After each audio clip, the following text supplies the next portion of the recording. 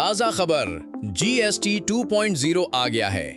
भारत के अप्रत्यक्ष कर प्रणाली में एक ऐतिहासिक सुधार जो आपके रोजमर्रा के खर्चों को बदल देगा।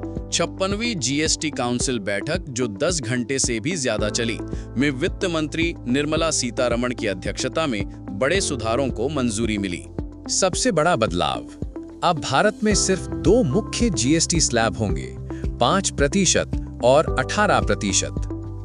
वहीं सुपर लग्जरी और पापकारी वस्तुओं पर विशेष 40% कर लगाया जाएगा।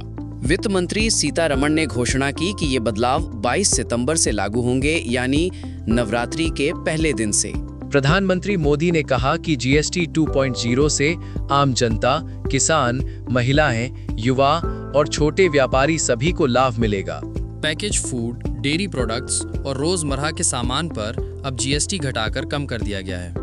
ऑक्सीजन, पट्टियां और डायग्नोस्टिक किट जैसी मेडिकल चीजों पर भी टैक्स घटा दिया गया है। व्यक्तिगत स्वास्थ्य बीमा पॉलिसी पर अब कोई जीएसटी नहीं लगेगा। साबुन, शैम्पू, टूथपेस्ट और किचन के सामान जैसे रोजमर्रा की चीजें अब सिर्फ 5% जीएसटी में मिलेंगी। टीवी, एसी और डिश वॉशर जैसे महंगे घरेलू उपकरणों पर टैक्स घटकर 18% हो गया है, जो पहले 28% था। छोटी कारें जिनकी लंबाई 4 मीटर से कम और इंजन क्षमता 1200 सीसी तक है, अब 18% जीएसटी के दायरे में होंगी।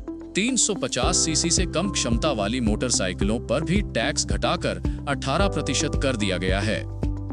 अब सभी ऑटोमोबाइल पार्ट्स पर भी सिर्फ 18% जीएसटी लगेगा, जिससे मरम्मत और सर्विसिंग सस्ती होगी। इलेक्ट्रिक वाहनों पर पहले की तरह ही 5% जीएसटी रहेगा, ताकि ग्रीन मोबिलिटी को बढ़ावा मिले। नई बदलावों से बिजनेस करना आसान होगा, क्योंकि अब रिफंड और रजिस्ट्रेशन की प्रक्रिया और तेज व ऑटोमेटिक होगी। जीएसटी 2.0 सिर्फ टैक्स कटौती नहीं है, ये लोगों को सशक्त बनाने, बोझ कम करने और भारत के आर्थिक भविष्य को आकार देने का संकल्प है।